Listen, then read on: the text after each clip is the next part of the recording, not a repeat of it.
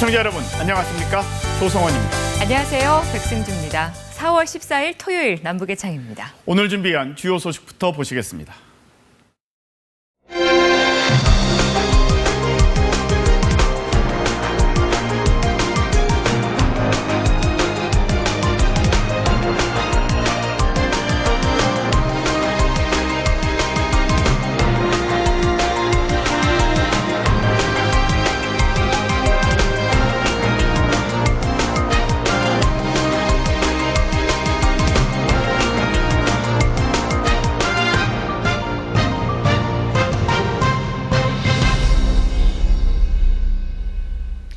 미국과 북한의 최고 지도자가 북미 정상회담을 같은 날 직접 거론하면서 이 양국 간 회담이 공식화됐습니다. 문재인 대통령은 남북 정상회담이 북미 정상회담과 한반도 평화의 길잡이 역할을 해야 한다며 각오를 다졌는데요.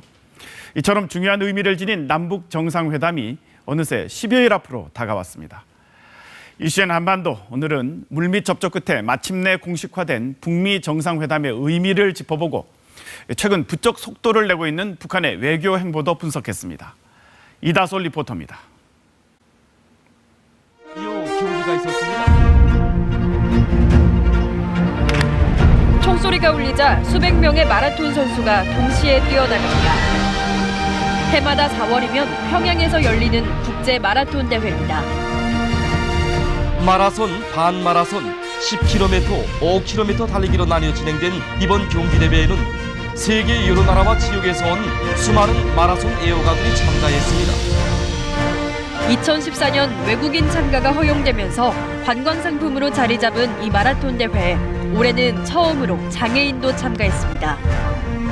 And all the people at the stadium waiting for me and waiting for us, I was really motivated, to push towards the stadium.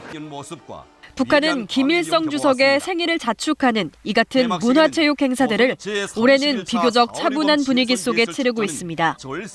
지난해 이맘때쯤 외신 기자 200여 명을 초청해 평양의 신시가지인 여명벌이 완공을 자축하고 대규모 열병식을 통해 신형 무기를 과시했던 것과는 다른 모습입니다. 우리 당과 국가 군대의 최고 영도자 김정은 동지 만세!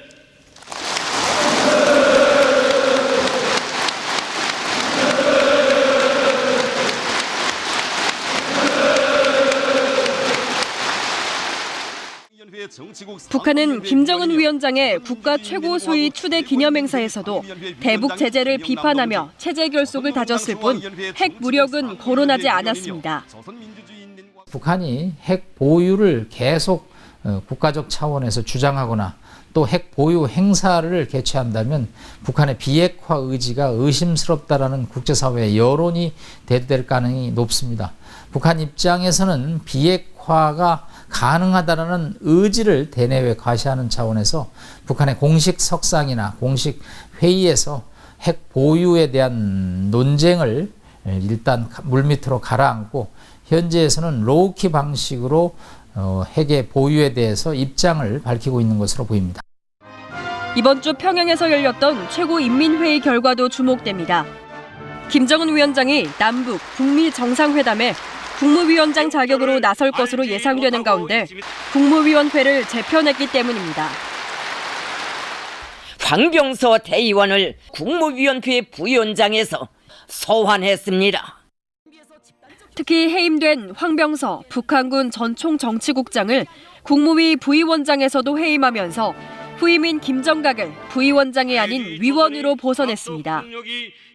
김정은 정권 들어 계속되고 있는 군부 힘 빼기의 일환이라는 해석이 나왔습니다. 북한이 핵과 관련한 언급을 자제하고 있는 가운데 김정은 위원장은 노동당 정치국 회의를 열고 남북 정상회담의 날짜와 장소를 공개했습니다.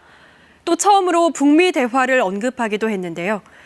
트럼프 대통령도 북미 정상회담 추진을 공개적으로 밝히며 회담 개최에 힘을 실었습니다.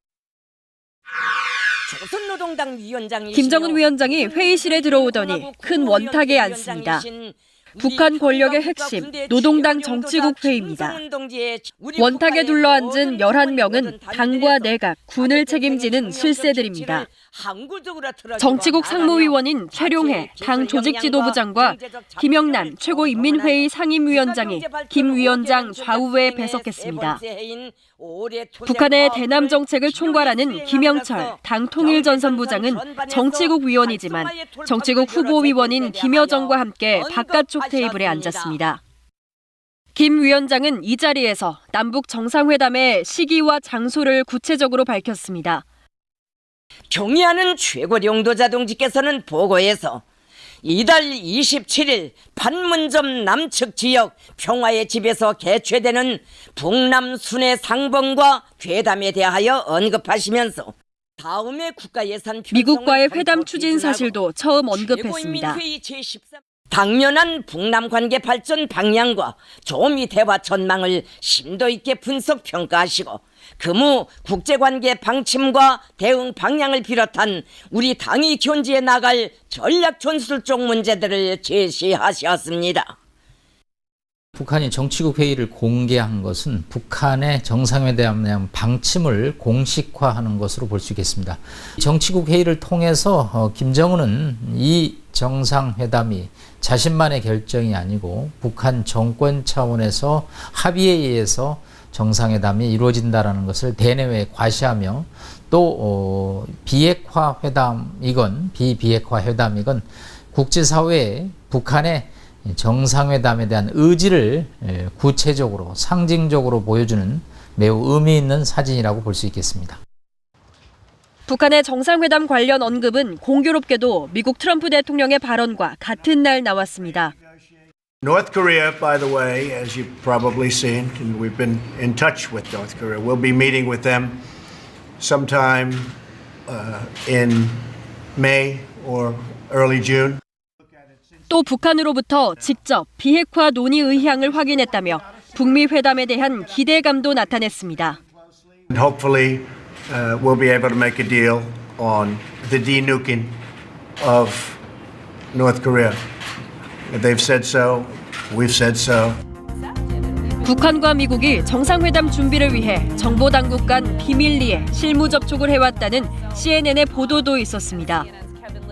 미국이 관심을 가지고 있는 것은 북한이 진정으로 비핵화 의지가 있는가 하는 부분을 확인하고 싶었을 거라고 봅니다. 이 부분에 대해서 물밑 접촉을 통해서 북한의 어떤 비핵화 의지가 확고하다는 것을 판단했기 때문에 미국으로서는 북미 정상회담에 대한 입장을 공표했고요. 북한도 역시 미국과의 조율이 끝났기 때문에 그 정치국 회의를 통해서 북미 정상회담에 대한 어떤 입장을 이제 표명한 것으로 보입니다. 하지만 북미 간 비핵화 방법에 대한 인식차는 여전하다는 분석이 많아 회담 결과를 쉽게 낙관해선 안 된다는 신중론이 제기됩니다. He's prepared to give up his nuclear weapons, but he needs to have some assurances. That's probably something that we can sell. Success would not be Kim Jong-un saying, you got to get those troops out of South Korea. 북한이 제시할 비핵화의 정의와 속도, 검증 방식, 보상 요구 등이 주목되는 가운데 청와대는 이번 주 남북 정상회담 종합상황실을 본격 가동했습니다. 문재인 대통령은 다가오는 북미 회담은 세계사적 의미가 있다며 남북 정상회담은 그 길잡이가 돼야 한다고 강조했습니다. 북한의 핵과 미사일은 미국조차 위협을 느낄 만큼 고도화되었습니다. 또한 남북 간의 합의만으로는 남북 관계를 풀 수 없고 북미 간의 비핵화 합의가 변경돼야 남북 관계를 풀 수 있게 되었습니다. 정의용 청와대 국가안보실장이 새로 취임한 볼턴 미 백악관 국가안보보좌관을 만나는 등 한미 외교안보사령탑의 의견 조율도 이어지고 있습니다. 이런 가운데 이용호 북한 외무상의 발빠른 외교 행보가 주목됩니다. 중국 베이징을 거쳐 아제르바이잔, 투르크메니스탄을 잇따라 찾은 이용호 외무상은 4년 만에 러시아도 방문해 북러 외교장관 회담을 가졌는데요. 북한이 중국에 이어 러시아를 우군으로 확보하기 위해 북러 정상회담에 나설 것이란 관측도 나옵니다. 모스크바에서 마주 앉은 북러 외무장관은 한반도 비핵화 문제와 양국 간 협력 강화 등을 논의했습니다. 국제 정세를 볼 때 두 나라가 그 어느 때보다도 더 쌍무적인 그 친선 협조 관계를 강화하고 협동을 긴밀히 할 것을 요구하고 있다고 이렇게 생각합니다. Законных интересов безопасности Корейской Народно-Демократической Республики в контексте денуклеаризации, конечно, потребует очень серьезных согласований, очень серьезных гарантий. 특히 러시아 측은 모든 관련국의 합의가 중요하다며 육자회담의 필요성을 강조했습니다. 김정은 위원장의 방러 문제는 논의되지 않았다면서도 가능성은 열어뒀습니다. 북중 정상회담을 계기로 북중 교류도 속도를 내고 있습니다. 숭타우 중국 대외연락부장이 대규모 예술단을 이끌고 방북하며 정상회담 이후 양국 교류의 폭을 넓혀가고 있습니다. 사실상 생명보험과 여행자 보험을 든다라는 표현을 쓸 수가 있겠습니다. 일단 북한 입장에서는 협상에 최선을 다하고 또 협상을 이행하는 과정에서 국제사회의 제재 완화와 보상을 받는 데 있어서 중국, 러시아의 지지가 필요한 상황이었고요. 또 협상이 잘못돼서 합의를 이루지 못할 경우에 워싱턴에서 선제 타격에 대한 논의가 나왔을 때 중러를 상대로 북한은 최선을 다했지만 워싱턴의 비협조로 합의가 이루어지지 못했다는 논리를 전개할 때 중국과 러시아의 지원이 절실했던 것으로 보입니다. 중국 역시 육자회담 재개를 꾸준히 강조해왔습니다. 의장국으로서 회담을 주도하면서 한반도 문제에 대한 영향력을 유지하려는 의도로 풀이됩니다. 이에 대해 미 국무부가 북한 비핵화 목표에 집중하겠다고 밝히는 등 미국은 북미 정상회담 이전에 논의 참여자가 확대되는 것을 경계하는 분위기입니다. 또 북한에 대한 어떤 비핵화 이후에 경제 지원이나 이런 부분들은 역시 이제 남북한, 미국, 중국 그리고 이제 일본과 러시아가 참여하는 여러 층에 걸친 이런 현안들이 얽혀 있습니다. 향후 중국과 또 나아가서 일본, 러시아가 이 동아시아의 냉전 구조 해체하는데 중요한 당사자로 역할을 할 수 있기 때문에 무엇보다도 남북 관계 개선과 비핵화 과정에서 주변국들과 소통하고 또 그들의 어떤 그 목소리를 들으면서 그들의 이해관계를 이제 현실적으로 한반도의 어떤 새로운 질서를 만드는데 반영하도록 노력해야 된다고 생각합니다. 북미 정상회담도 가시권에 들어왔지만 비핵화 해법의 간극은 여전합니다.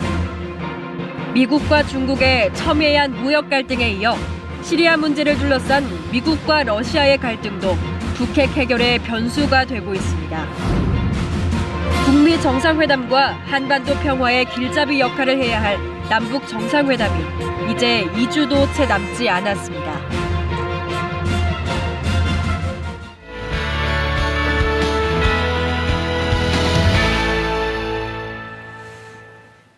최근 북한의 소식을 알아보는 요즘 북한은입니다. 요즘 미세먼지와 황사 때문에 신경 많이 쓰이시죠? 북한도 마찬가지라고 하는데요. 북한 TV에서 미세먼지 주의보를 방송하는가 하면 황사철 건강관리법을 소개하기도 합니다. 함께 보시죠. 뿌연 먼지가 시야를 가리고 있습니다. 건물도 도로 위의 차도 모두 흐릿하게 보이는데요. 평양 시내의 모습입니다. 최근 북한 TV도 날씨 예보 시간에 미세먼지 소식을 전하면서 건강에 유의하라고 각별히 당부하기도 했습니다. 미세먼지 예보입니다. 내일도 중국 대륙으로부터 소풍 기류를 타고 대기 오염 물질이 우리나라로 이동해 오고 미세먼지 농도가 높아질 것이 예견되므로 건강관리에 주의를 돌리기 바랍니다. 황사에 대한 우려가 커서인지 황사가 건강에 미치는 영향을 설명하는 프로그램도 따로 방영했습니다. 황사 먼지 속에 세균들이 침습해서 각막염, 결막염을 일으킬 수 있습니다.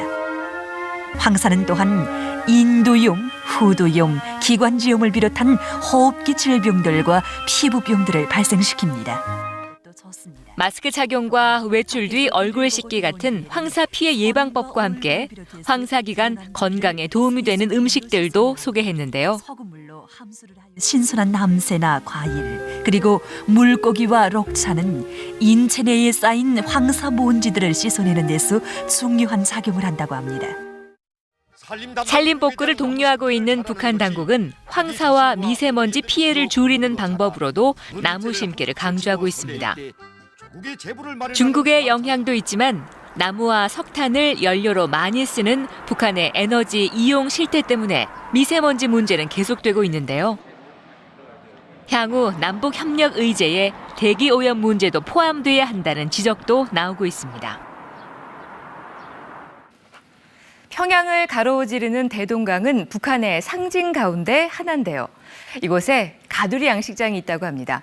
보통 가두리 양식장은 바다에 설치하는 것으로 생각하실 텐데요.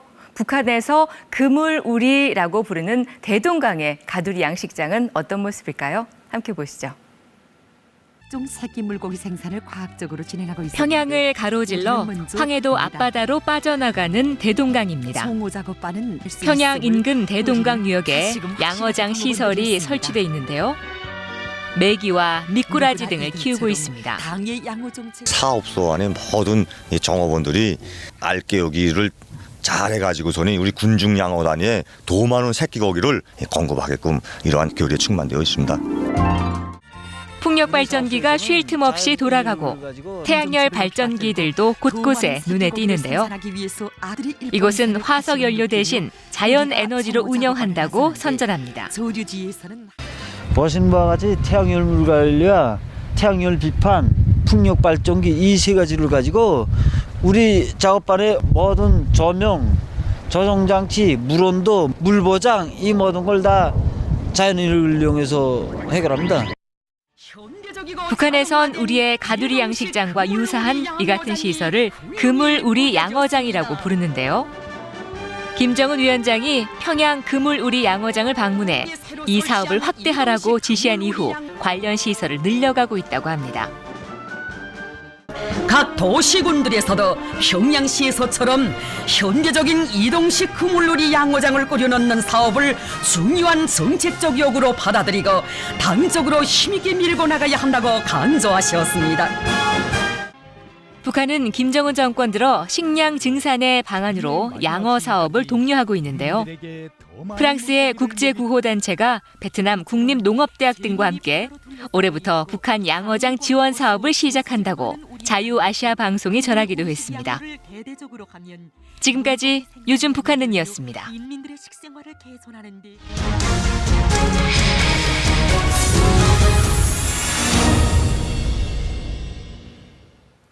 남과 북이 대치하는 판문점이 다시 주목받고 있습니다. 남북 정상회담이 오는 27일 바로 이곳에서 열리기 때문인데요. 사실 판문점은 남북 간 대결의 상징이기도 하지만 수많은 남북 회담이 열리면서 교류와 대화의 공간으로도 자리매김해 왔습니다. 클로즈업 북한 이번 주에는 남북 정상회담을 앞두고 관심이 쏠리고 있는 판문점의 역사와 현황을 심층 분석했습니다. 남측 대표단이 탄 차량이 판문점으로 가는 관문 통일대교를 지난다. 이어 판문점 군사분계선을 건너 북측으로 넘어갔다. 지난 1월에 이어 판문점에서 다시 만난 남과 북의 대표단은 반가움을 감추지 않았다. 또 만나서 반갑습니다. 네. 회담 장소인 판문점의 의미에 대해서도 짚고 넘어갔다. 지난번에 저희가 평화의 집에서 회담을 했고 오늘 또 통일각에서 회담을 합니다. 그래서 평화와 통일이 이렇게 연결되는 좋은 의미가 그 자체에서 있지 않겠는가. 판문점이 민족 분열의 상징이 아닙니까? 이 통일각 안에서 진행이 잘 되리라고 생각합니다. 그리고 마침내 2018 남북 정상회담의 일정이 확정됐다. 2018년 남북 정상회담을 4월 27일 판문점 남측 지역 평화의 집에서 개최하기로 하였다. 지난 1월 고위급 회담을 시작으로 판문점 군사분계선을 넘나들며 회담들이 속도감 있게 진행됐다. 그리고 분단 이후 처음으로 판문점 정상회담이라는 결과를 이끌어냈다. 때론 대치와 긴장, 때론 대화의 65년을 보내온 판문점. 한반도에서 판문점은 어떤 의미일까? 남과 북이 둘로 나뉘어 서로의 가슴에 총뿌리를 겨눴던 6.25 전쟁. 3년이 넘는 전쟁 끝에 1953년 유엔군과 중국, 북한군 대표는 정전협정을 체결했다. 이때부터 판문점은 분단의 상징이 됐다. 휴전회담이 정점으로 치닫는 이 과정에서는 보다 쉽게 북한 또 중국, 미국을 비롯한 유엔군이 만날 수 있는 곳으로서 시내보다는 바로 옆에 있는 판문점이라고 하는 마을에서 그 휴전회담을 하는, 당시의 동영상이나 이런 걸 보면 거의 전체적으로 주변은 논밭밖에 없고 판문점에 한옥으로 임시로 지은 건물이 있었고 거기에서 이제 휴전회담이 이루어지는, 그것이 과거의 모습이었다고 볼 수 있습니다. 경기도 파주시 진서면의 시골 마을 널문리. 이곳에 작은 가게 안에 회담장이 마련됐고 중국군이 널문리 가게를 한자로 표기하면서 판문점이라 불리게 됐다고 전해진다. 오늘날의 판문점은 군사분계선상 동서로 800m 정도 걸쳐있는 공동경비구역을 의미한다. 남측의 상징적 건물로는 자유의 집과 평화의 집이 있다. 이번 정상회담의 장소인 평화의 집은 1989년 준공된 지상 3층의 건물이다. 회담장과 남북회담 대표 대기실이 있고 대회의실과 소회의실도 마련돼 있다. 군사정전위원회 회의실 바로 앞에 위치한 자유의 집은 1998년 증축해 준공된 지상 4층짜리 건물이다. 각종 편의시설과 남북 적십자 연락사무소, 대회의실과 전망대가 마련돼 있다.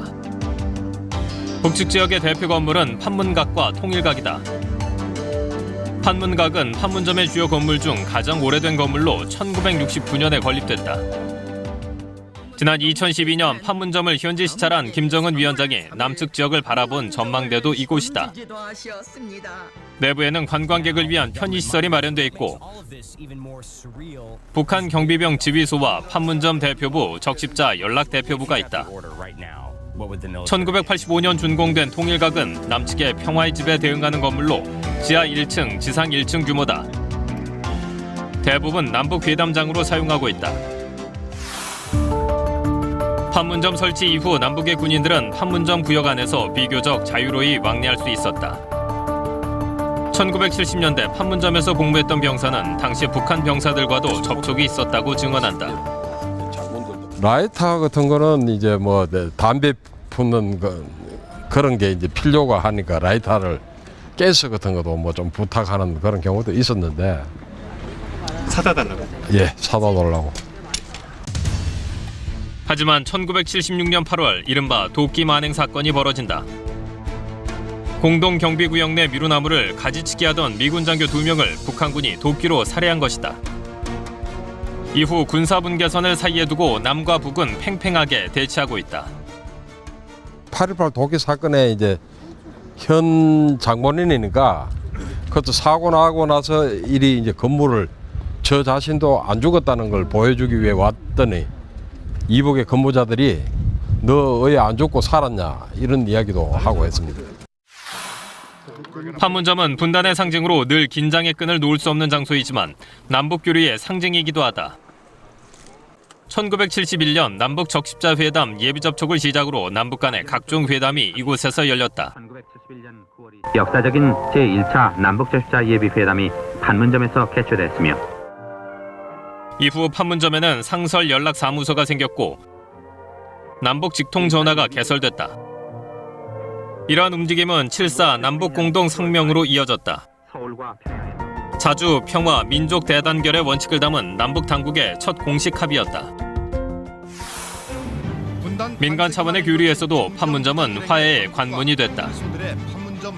1998년 정주영 회장 일행이 소대를 이끌고 판문점을 통과해 북측으로 이동했다. 남북 간의 화해와 평화를 이루는 초석이 되기를 진심으로 바랍니다. 남북 관계의 변화를 상징하는 장면으로 세계가 주목한 순간이었다. 남북한은 오늘 판문점에서 1차 준비 접촉을 가진 데 이어서 오는 27일 2차 접촉을 갖기로 했습니다. 2000년 남북 정상회담을 2달 앞두고 남북 대표가 판문점에서 준비 접촉을 가졌다. 때 맞춰 내린 봄비만큼 판문점엔 활기가 돌았다. 대화의 시대로 열어나가자는데 공감했다는 것은 오늘 출발할 때부터 이게 좋은 성과가 아닌가 이렇게 생각을 합니다. 우리와 이 중대한 그런 임무를 수행하는 길에서 좋은 길동무가 될 수 있지 않겠냐. 당시 북한 매체 역시 이 같은 판문점의 분위기를 신속하게 전달했다. 이번 상봉과 회담이 성공적으로 실현되면 통일을 앞당겨 이룩하는 데서 조난적 국면이 열리게 되리라는 것은 의심할 바 없다고 그는 말했습니다. 판문점 내 남측과 북측 지역을 오가며 5차례 진행된 준비 접촉은 분단 이후 최초의 정상회담을 성공적으로 이끌어냈다. 남북이 뭔가 대화로 가는 방향에 있어서 또 남북 관계를 풀어가는 데 있어서 꼭 필요했던 공간, 예를 들면 남북이 실질적으로 7.4 공동성명을 내오고 또 그 이후에 전반적인 남북관계 어려웠지만 1990년대 중후반 이후에 남북관계 개선되는 흐름에서도 역시 판문점을 통해서 남북한의 교류가 이루어지는, 그래서 판문점은 한편으로는 대결과 그런 갈등의 공간이기도 하고 또 한편으로는 남북 간의 교류의 어떤 물꼬를 트는 그런 상징적인 공간으로서도 상당한 의미를 가졌던 그런 곳이라고 봐야 됩니다. 2000년대 중반엔 남북 간의 실질적 긴장 완화를 위한 장성급 군사회담도 잇따라 진행됐다. 공동 어로 관련 문제와 철도도로 통행의 군사보장합의서 내용을 구체적으로 북측에 설명하였습니다. 당시 남측 대표단의 일원으로 수시로 판문점 군사분계선을 넘나들었던 예비역 장성은 현장의 긴장감을 지금도 생생하게 기억한다. 군사분계선을 딱 넘어가는 순간 이제 북한 땅으로 들어간 거 아니에요. 거기서부터는 딱 북측 안내장교에게 인계가 돼가지고 북한 군인들이 안내하는 거 따라서 이제 가게 되거든요. 그러면 좀 이제 야, 이게 내가 괜찮을까? 안전할까? 뭐 그런 생각이 들죠. 물론 서로 간의 신변 안전에 대한 그런 합의를 다 하고 그런 것들이 보장이 돼 있음에도 불구하고 아, 내가 북한 땅에 와서 회담을 하는구나 하는 것이 좀 때로는 좀 위축도 되기도 하고. 남북 대체 한복판에서 열리는 회담인 만큼 그 어느 때보다 신중함이 필요하다고도 설명한다.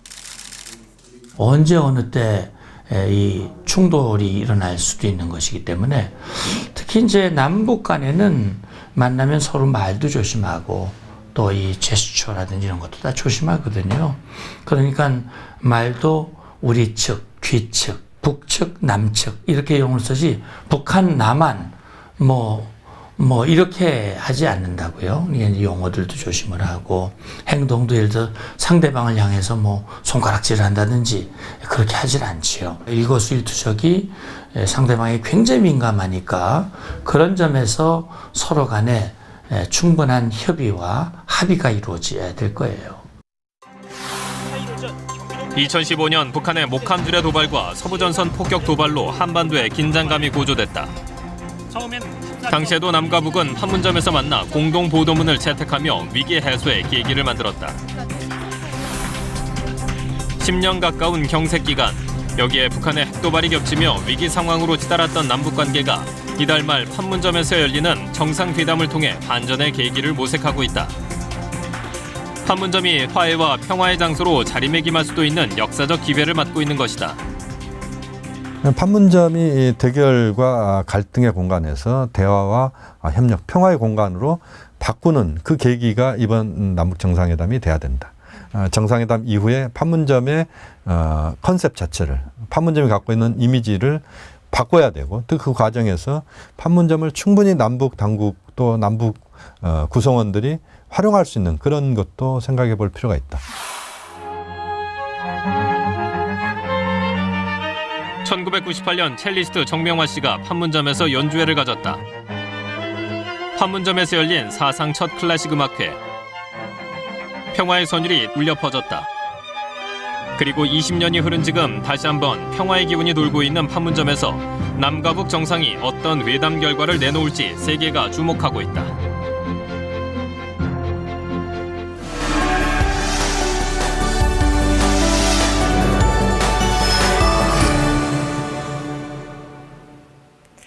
다음 주죠. 오는 20일은 장애인의 날입니다. 그런데 우리 사회에 장애인에 대한 편견이 여전히 좀 남아있는 것 같아요. 네, 이 장애인에 거기에 탈북민 출신이라면 자칫 이중의 편견을 겪어야 할지도 모르는데요. 오늘 그런 편견을 멋지게 극복한 분이 있어서 소개해드린다죠? 네, 탈북민 출신으로 지난 평창 동계 패럴림픽에서 남자 아이스하키 동메달을 거머쥔 최광혁 선수 이야기입니다. 네, 이 꽃제비 출신인 최광혁 선수가 새로운 이웃들 그리고 다른 젊은 탈북민들에게 꼭 해주고 싶은 이야기가 있다는데요. 이다솜 리포터와 함께 들어보시죠. 주말을 맞아 춘천역 주변이 들썩입니다. 음악에 맞춘 태권도 시범단의 멋진 몸짓과 각종 공연들이 주민들과 봄 나들이객의 발길을 사로잡는데요. 무슨 일이 있는 걸까요? 평창 동계 올림픽과 패럴림픽이 성공 개최되어서 이렇게 도민들을 위해서 이렇게 축제의 한마당을 연다고 이렇게 듣고 찾아왔습니다. 시민들은 함께 축제를 즐기며 감동의 순간들을 떠올렸습니다. 이번 패럴림픽 아이스하키 선수들이 정말 열심히 하셔서 동메달을 따셨는데 다음에는 좀 더 좋은 활약을 하시기를 제가 응원하고 있겠습니다. 파이팅! 평화올림픽, 문화올림픽으로 전 세계인에게 깊은 인상을 남긴 평창 동계올림픽과 패럴림픽. 특히 패럴림픽은 큰 감동을 주었는데요. 그중에서도 얼음 위에서 인간 승리의 스토리와 함께 작은 통일을 이룬 사람들이 있습니다. 어떤 분들인지 함께 만나보실까요? 걸렸습니다. 평창 패럴림픽 남자 아이스하키 동메달 결정전. 우리 대표팀은 3피리어드에서 경기 종료 3분 18초를 남기고 골을 터뜨려 사상 첫 동메달을 따냈습니다. 대중의 무관심 속에서도 꿋꿋하게 꿈을 키워왔던 대표팀 선수들은 승리의 기쁨에 경기장을 떠날 줄 몰랐는데요. 그런데 이들은 얼음 위 작은 통일의 주인공들이기도 합니다. 축하 행사가 무르익자 무대 위에 오른 대표팀 선수들. 그중 최광혁 씨는 함경북도가 고향인 탈북민입니다. 아직도 좀 막 선잠 자고 막 붕 떠 있는 느낌? 중간중간 희청일 때마다 또 희청임을 바로 잡아준 저희 도청 선수들 너무 고맙고 또 뭐 고마운 건 참 많은 것 같아요. 강희가 저한테 교장 선생님이라는 별명을 줘가지고 지금도 뭐 재밌는 별명이 교장 선생님이라는 별명이 갖고 있습니다. 예. 탈북자와 또 저희 대한민국 사람하고 다른 게 없다고 생각이 들어요. 북한에서 태어난 광혁 씨는 10대 어린 나이에 기차에서 아이스크림 장사를 하다 단속을 피하던 중 사고로 발목을 잃었습니다. 희망을 안고 찾아온 한국에서도 장애인의 탈북민이라는 점은 쉽게 극복하기 힘든 벽이었습니다. 좀 신기한 이미지? 예, 그렇게 생각을 하더라고요, 되게. 아무튼 방황을 되게 많이 했어요.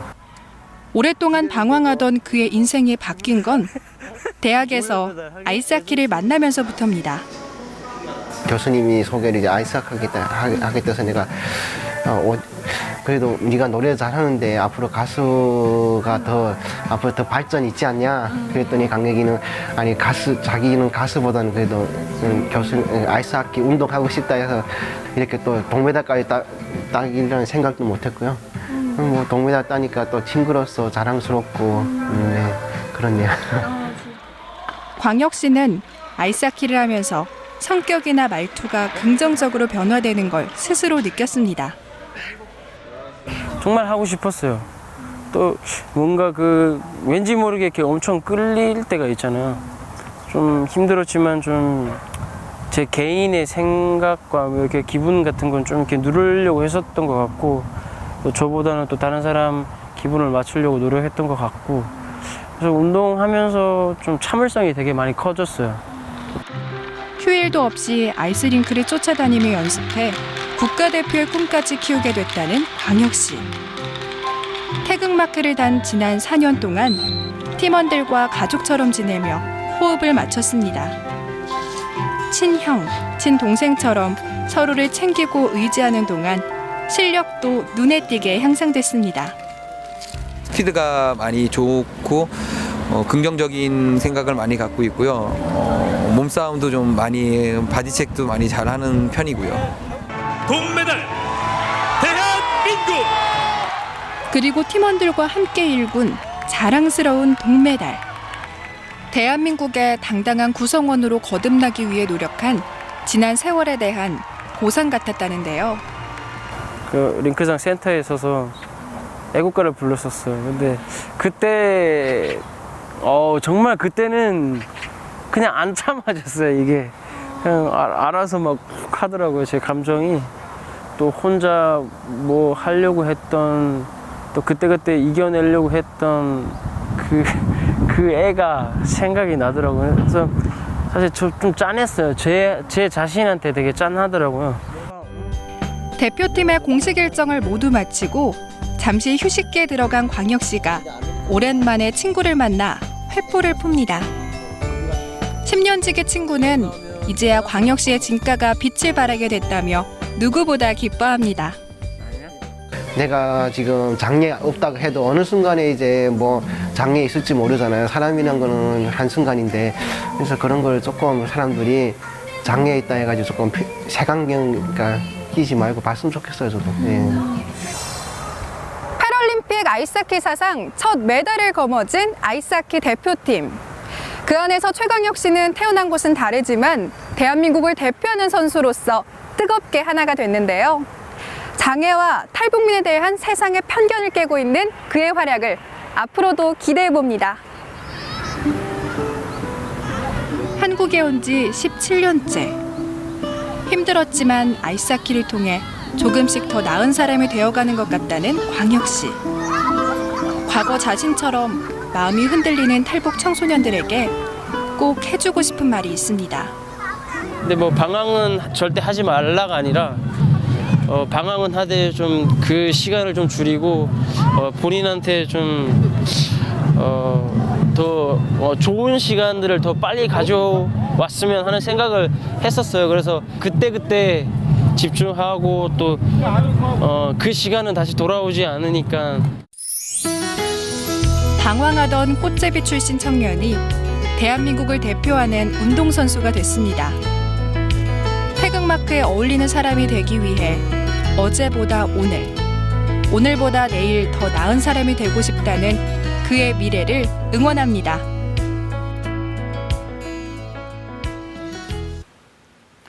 봄을 맞아서 개나리꽃, 벚꽃 같은 봄꽃들이 이 주변에 화사하게 피었던데요. 평양에는 살구꽃이 만발했다더군요. 네, 한반도의 진정한 봄을 기다리면서 이번 주 남북의 창 마치겠습니다. 고맙습니다.